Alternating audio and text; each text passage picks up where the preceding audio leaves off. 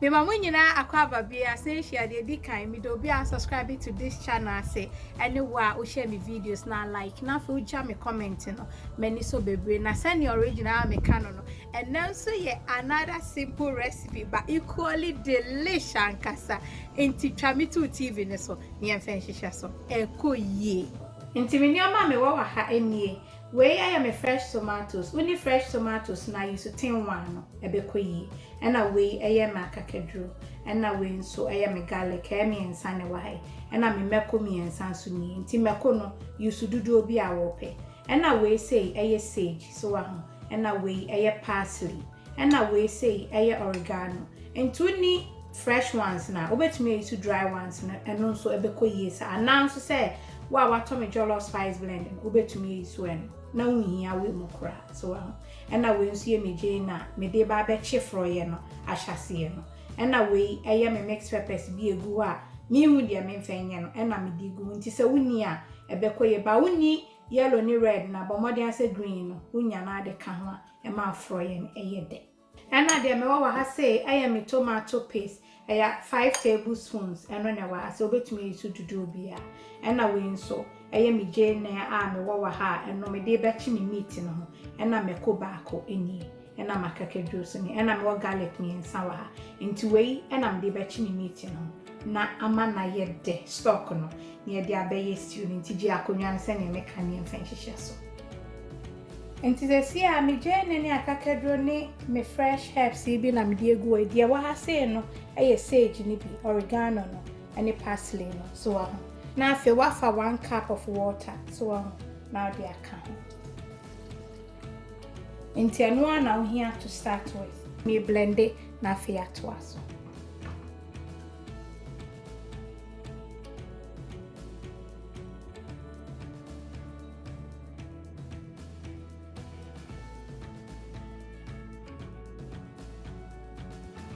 Osiafo ti manyama wie mi to me blend and just na ni yam ebekoyie enti abusiafo ye meat ni o so ahfa meat bia peba me ene me yisu dwan na ena ndompe wom de me hu ni se da odi de dompe wom ni ye no so ema o jollof na ye de so enti se mi hwe me mixture no na egu so enti on say se de watchi but nsuo ne no so bebre na wa so uja na se enti sani amekano no ma uja no enye low na aduane ne mbre amono so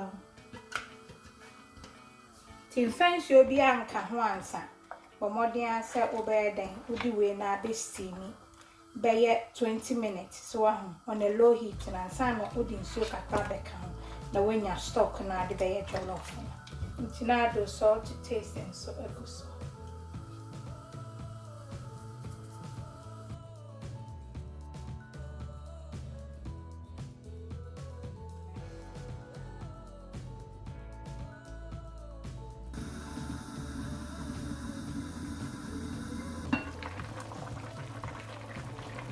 Abusiafo nsese ya nami ehuru for be 20 minutes sani me count ehuru kitikiti so ti afi na me di nsuo ka ho se be ya ebe no ane bre wa mami na nsuo ya nso na me di be me jollof so nti ne bomodi ase wo be ma na steam bro for be 20 minutes and san na di nsuo ayeden aka ho na afi my de me kataso makanchin na hwe enye too salty because afi na be stew na nyame ya adoma ya ba bechi abusiafo entimi na me sisu for be 40 minutes so ahu brewo na mi sese abin ne mo enye peche kora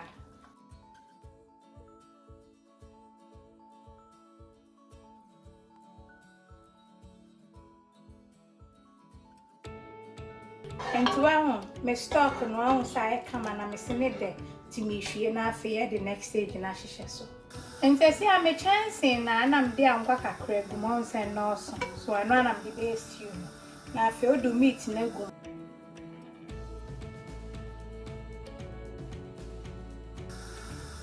ko mo de ase anwa no enye hye ansa de na me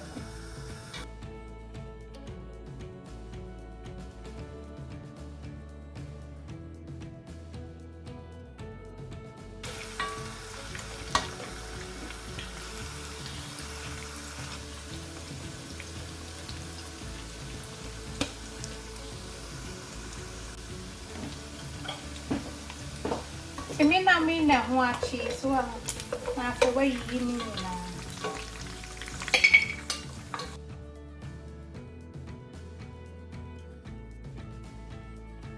Nti se wangwa no na fe odu jeni no egu. To jeni no mane no so na ma fo ye na yebe. Na ma uta na no enye den. So aka mi ga na no nye den. Nti se dia me wa ha se me peppers ne jeni ne akakaduro ne ayi na aka no so ni nyina ni nti me blend dia no so nyina na fe ato aso.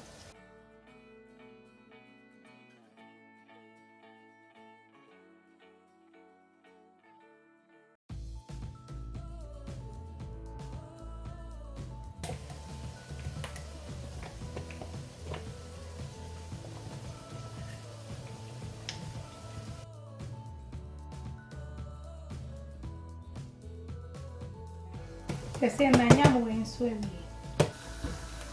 Nti me jeni nso na mache ne brel wo ho se ne ayi nti bomodi anse wo bechi wo jeni no amemu ache brel nya se wo che ne hye so amanache na afa odo me hya ne nyina ego. Nti me hya ne so hya ase mfensi obebre ngumu ansa. Ni sanfum kakraba na de wasanfum na de ego.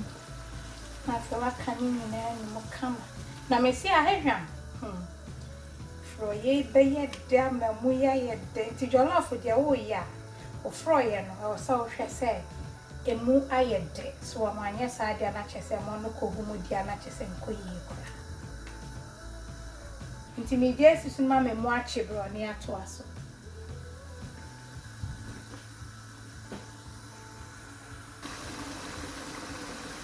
nti me dia na ni ade na gusu chi mu ache for about 10 minutes wow. Wait me actually 10 to 15 minutes. One say ni nasisa. Afe mintoso no tomato paste. Me di nsuo kakra fra. Enti mfa nsuo hu no peche me di nsuo kakra bi. Na chimu ansa. So hello me chan. Ntu chimu ansa na add fresh tomatoes na beka. Na di nsuo aka ho ame afra. So na yi doko ni nyina.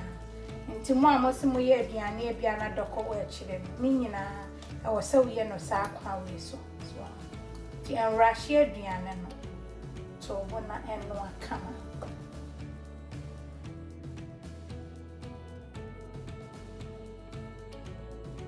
edu ha na etutu ntina do lady na we eche ne se be ya ense ukuka ne so ho se ne ye ti me menu nso mo achi for be 10 minutes ansani achi aso.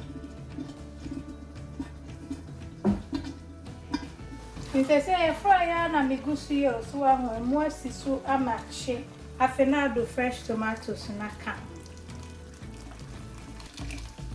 So mama nsuo akọ fresh tomatoes nti me bu nsuo kakra sanfo blender ni.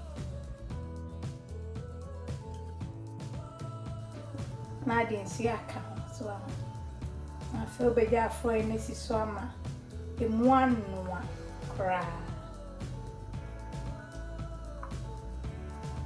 Enti ansa mejesi so amehu no nia me wo ha say 1 teaspoon of sage dry one and 1 teaspoon of dry thyme so now dear gugu so stock ne dear and ration kra menu nsi ho ansa na fe emu anu afra na fra ne kra no ne de no wo dear kashe mame wa ho bomodin say obetra no ade ba mo hu de na America ekoyi ankasa se me nti me kata so na ehu afa so na afia to us.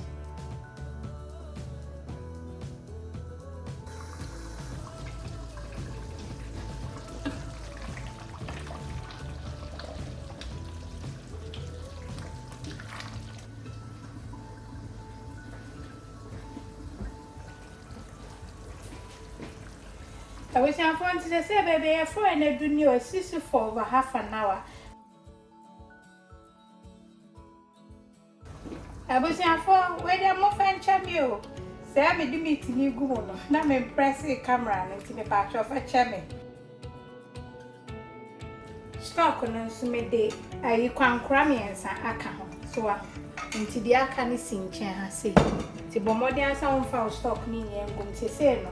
me di gum na afe mama enam no ho ayem mre kakra nsa me de mu na begum efise o mpese o noa jollof na ma obi aduane a na oka meat ni mu a na ontumi nti bomode asa obe ni sama ti me manesi so na afe ye di the next stage na hyeso ye wia ni sa ye tiawa was a volunteer for any area yo, na dear maybe any some tifroy and ancasabi, and yan nam, so oh, yet for ya do the jollof be but more dear so but TBA sing chain, and no nema mono and ya peche. And they say, Memoir, me you see adjust me, my washi who nana is you are dry, so now dear monego. Ti o ro ho a no me hu nyina awo na afi di abegu na do for e na nea ho ansa na ade stock aka ho so anti me am mfa insu ankasa anya obetumi di insu aye oni stock but because me was stock nti me the stock no na for ye ne pen e be me ajolo fo nti na afi waka ni nyina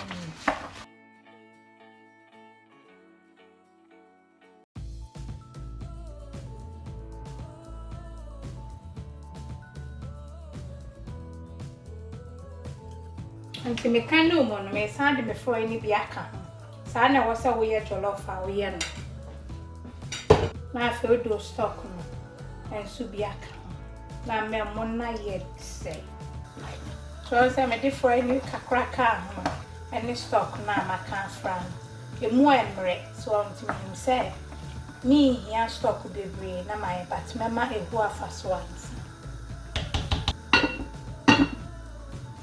Tia moya negusi yo so me kan no mo bio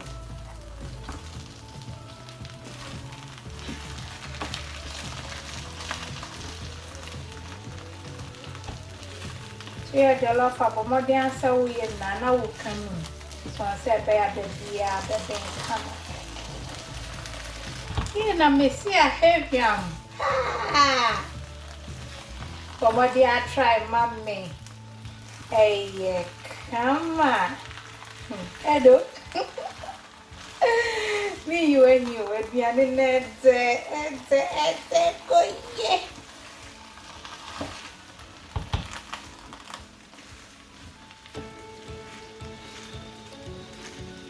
The beer, none the chi. Again, I know no about to croak a crown. So, Mama, a wafa some mama. Inse si ade me and send me parchment paper e kakako. Na say a bench re ko ama. O phone so abetimi yi. Na kakako. Na wa lo wuja na kra. Ti me jesi so abi ama be yi afre ho akire. E we say for enti jollof na e kama yo hwe. Aye kama baby adane na. Into on bomode aso baby amami tiji akonwa ne na yendi nkomo once I make say simple into bomode aso be try amami na afi wabeja me feedback na me hu sene eko na afi futu amedi gya ye nyina ne se ye mu bi wo ho no mankola befia ye nti ani hwe mo adwuma ne phone so gina saa bomode aso okofa o ma free school ba se o phone no e how bebre to silent so no nya break aka amankola no spend quality time with your children now when you saw yenesa omunya they will have so much memories about you and no na me di jaw into subscribe to this channel subscribe to the channel if it's original kwa and I know better you must say ne hunu say original me team we love you all. God bless. Mwah.